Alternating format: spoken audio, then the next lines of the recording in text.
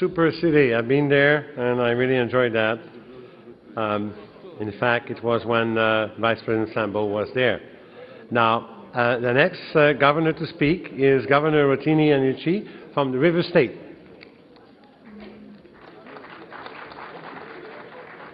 I'm sorry. That's okay. Your Excellencies, distinguished ladies and gentlemen, let me thank Ambassador Ojomadekwe and the rest of you who helped to put this together, and to say that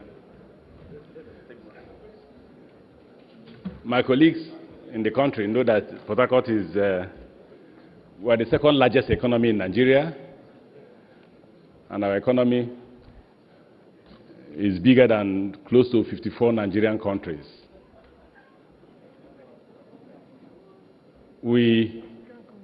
African countries. Our GDP is over $2,000. And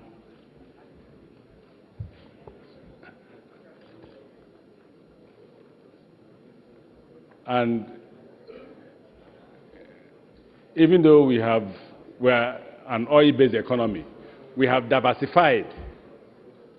We have diversified to education. We're running some of the best primary schools in Nigeria now, with ICT infrastructures, newly and well-trained teachers. In fact, our teachers are trained with the support of British Council by University of Cambridge. We will be the first state, and possibly the first in Africa, to have a monorail. By next year, January, we will have monorail running in Port Harcourt. We will be, by God's grace, the first state in Nigeria to have 24-hour power supply come June, July this year. We have currently a total of 545 megawatts of power already existing. We are constructing another 180 megawatts of power. GE will tell you that we're the biggest customers in Nigeria. GE will tell you that if you meet GE. Even though we have left them to diversify to Alstom. Alstom currently has installed a 180 megawatt of power in Port Harcourt, and they're installing another 180 to bring us to a total of 715. We have continued distribution without support, because initially there was a disagreement on what the law says. But fortunately, we were able to win the distribution license. So we've continued the distribution process, and we believe that we have concluded, and that by June, July, the state should enjoy 24-hour power supply, by which time we would have finished distribution. We are building a new university in Port Harcourt, and we think that in that area we are very willing to partner with those who are ready to build the staff quarters and the hostels, because there you can get your money back from either the teachers or from the students. We have gone into a partnership with an American firm to establish, and thank God the Minister for Health is here.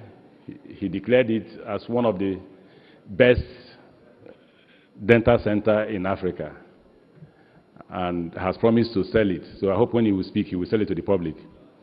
And it's an American firm. It's an American firm that is managing it. And then we have another hospital of 120 beds that an American firm is also managing. Now, why do you need to invest in Port Harcourt? By the time I became governor, people were running away from Port Harcourt and going to other places. I'm sure people are now leaving other places and running back to Port Harcourt because we provided the security, the much desired security. I'm going to focus on my speech on the issues that affect investment. Security will be one, and I've told you here that you do your studies, you will know that people are beginning to leave those areas that used to be important. I'm heading back to the areas where you have less and less security crisis. The next thing is power. I've told you about power, that you can be sure of power. The next thing after power will be the fact that road infrastructure. The best you can have is to visit Port Harcourt and see the kind of road infrastructure. And I can tell you how many persons that are investing in Port Harcourt. We have an investment from a Mexican company called Carlos. He's doing 2,000 hectares of banana farm. We have an investment with a company called LR from Israel. They are doing 5,000 hectares of mixed cropping for $140 million. We have an investment of 16,000 hectares of oil palm by SIAT, which is a Belgian company. So we are keen to diversify our economy on the area of agriculture, so we'll be willing to welcome those who want to invest in agriculture. We have six fish farms by an Israeli company, 6 different fish farms by an Israeli company, and they produce 900 tons of fish per year. The first farm will commence production before July. They are just putting this in they got from outside the country. So agriculture is key to us. ICT is another thing that is key to us. I saw the NCC executive chairman talking about broadband. We are currently negotiating with IBM to take broadband from Lagos to Port Harcourt. So when it comes to the Nigerian economy, we are key. We are very key. And you will agree with us that once we provide the necessary infrastructures like road, power, and water, all that will be done. I thank you, and I wish you God's blessings. Thank you.